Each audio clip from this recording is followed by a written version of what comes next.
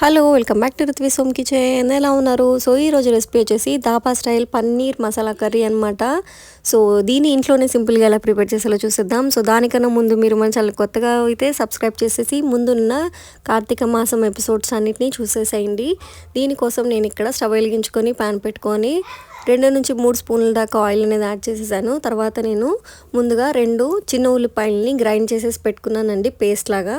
అది యాడ్ చేసేసాను. తర్వాత అదే సైజ్ టమాటాలని కూడా సపరేట్గా గ్రైండ్ చేసి పెట్టేసుకోండి మిక్సీలో. సో ఇక్కడ ఉల్లిపాయలు అనేవి వేగుతున్నప్పుడు మనం దీంట్లో సాల్ట్ అనేది యాడ్ చేయాలండి. అప్పుడే మనకి మంచి టేస్ట్ అనేది వస్తుంది. సో ముందు మీరు కనుక ఇలా పేస్ట్ చేసుకొని పెట్టుకున్న ఉల్లిపాయలను యాడ్ చేసేటట్టయితే మనకి ఇలా అడుగు పడుతుంది, కంగారేం పడక్కర్లేదు. And at the same time మనకు ఆయిల్ కూడా కొద్దిగా ఎక్కువ పడుతుందండి ఈ రెసిపీకి. సో చూస్తున్నారు కదా, ఇదైతే మనకి వేగిపోయింది.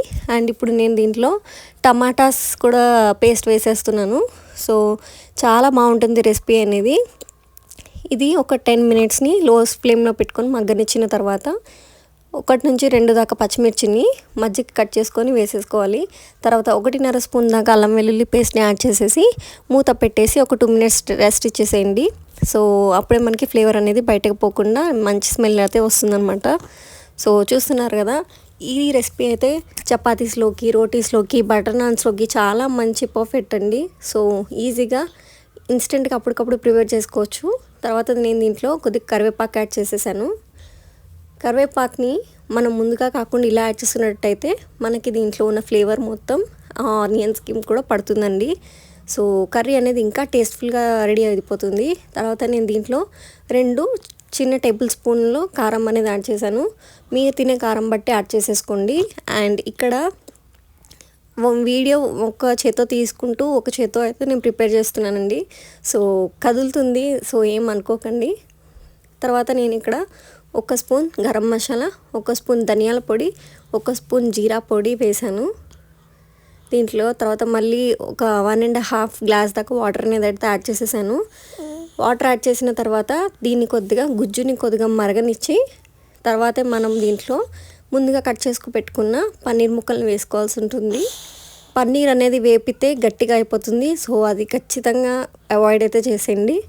అప్పటికప్పుడు మనం ఫ్రెష్ పన్నీర్ని కట్ చేసుకొని క్యూబ్స్ కింద దీంట్లో వేసేసుకొని ఓ పావు గంట దీనికి మూత పెట్టేసి మంచిగా మరగనిచ్చి దగ్గరికి అయ్యేదాకా చేసుకుంటే మనకి ధాబా స్టైల్ పన్నీర్ మసాలా కర్రీ అయితే రెడీ అయిపోతుంది. దీంట్లో నేనైతే ఎటువంటి బటర్ అయితే నేను వేయట్లేదు. మీరు బటర్ వేసుకున్నట్టయితే అది ఇంకా టేస్ట్ అయితే చాలా బాగుంటుంది. బట్ హెల్త్ ఇష్యూస్ ఉన్న వాళ్ళైతే బటర్ అయితే స్కిప్ చేసేసేయండి. సో చూస్తున్నారు కదా, మంచిగా మరుగుతుంది. అండ్ ఇది ఒక 10 మినిట్స్కి మనకి ఫుల్గా ఇలా ప్రిపేర్ అయిపోతుంది.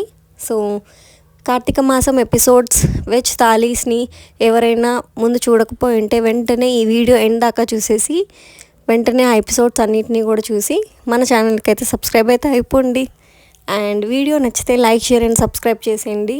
మరిన్ని వీడియోస్ కోసం కింద కామెంట్ చేయండి మీకు ఏ రెసిపీ కావాలో. అప్పటికప్పుడు సింపుల్గా ఇన్స్టెంట్గా ఎలా వండాలో మన ఛానల్లోనే ఉంటుంది. So see you soon.